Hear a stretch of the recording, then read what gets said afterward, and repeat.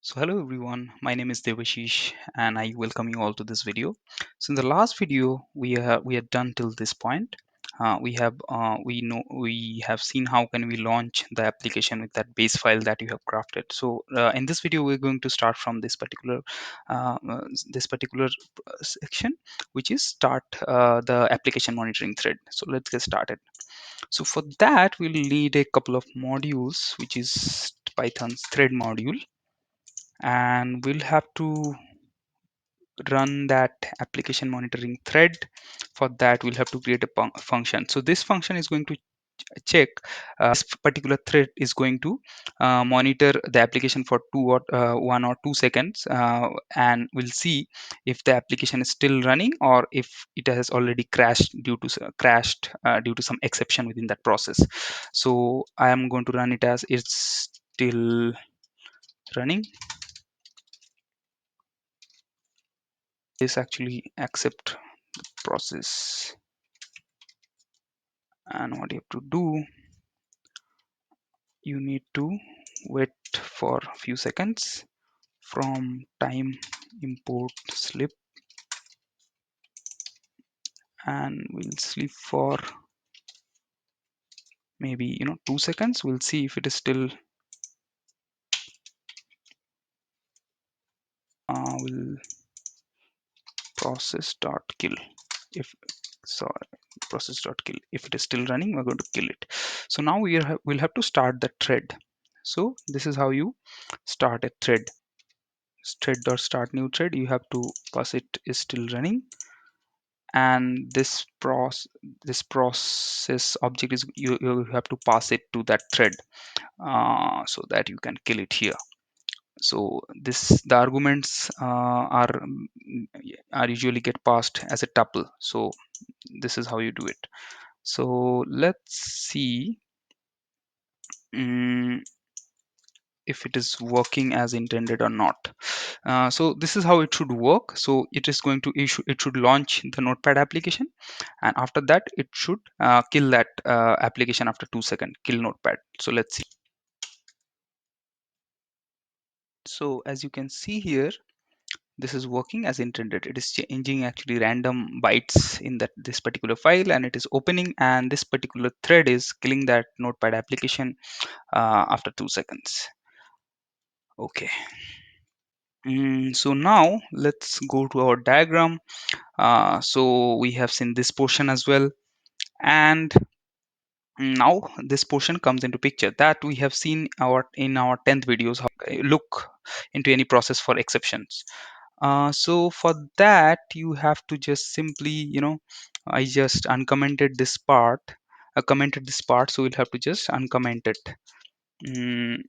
So yeah, so what we are actually, if there is any exception debugging event, we are in the last video we have seen, we are just printing the details. So for this particular example, what you have to do, you have to create a file and save this crash details and the base files to a separate directory. Using that base file, you can actually later reproduce that crash. So one more point you have to note here. So we are not actually concerned about all the exception that get occurred within the process. So some exceptions can be handled by that process, that program itself. So we are basically interested in those exception which the application is not able to handle. So for that you have to add one more thing here, which is event dot slash chance. And so you have to add it like this: code equals to win32 exception debug event, and if the event dot is last chance, in that case you will log only crashes. Otherwise, you are going to trigger this for a lot of handleable exceptions as well. So yeah, now what you have to do here, uh, so you have to just save that file. So what you have to do here, you have to copy that base file, which is sample1.txt. For that, you can import shutil, and what you can do here, shutil.copy file, which is in this case sample.txt. You can create one more folder here, crashes. See, crashes, crashes plus str. Just generate a random file name here.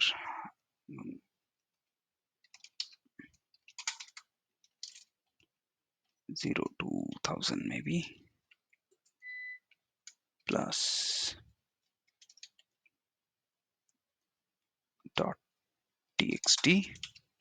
This is going to copy this, not base sample, sorry, you have to do it, copy the input file here, not the base file, sorry. So copy it to a random file name inside the crash folder, and also you have to create a create a file.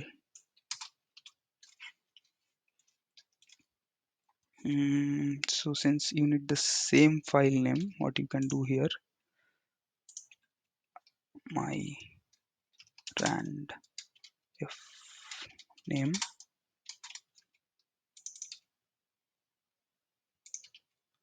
and m plus dot log, write, you'll have to write the details into it, crash details dot writ, right, dot close. So that's what you do once you encounter a crash or exception within that process. So you're going to save that input file which caused that crash, and you're going to for quick analysis, which crashes are exploitable, which are interesting, which the exception that you are more concerned about. So for that you need the details file. So that is how handle that exception within your fuzzer. So yeah, I think we can just have a look at this diagram where we are now. We have actually covered all this portion. We have seen how exceptions are handled, and if there is any crash or exception, we save the test case and again continue this fuzzing loop. And if there is no exception, we close the application, again you continue this fuzzing loop. So if you want to look at the better version of the same fuzzer, which was actually which was uploaded to my GitHub repository long back. So it, instead of using Winappdbg, it uses PyDBG. You can have a look at this repository, which is available on my GitHub page, which is stupid. The name is stupid. So the logic is almost same, but it is same mutation based fuzzer only. But it is more actually well defined fuzzer. So yeah. So yeah, that's all I wanted to share in this video. So hope you have found this video useful, and I'll be uploading few more videos on Winappdbg as well. So if you are not subscribed to this channel, you may consider subscribing to this channel. So thank you for watching. I'll see you in the next video. Thank you.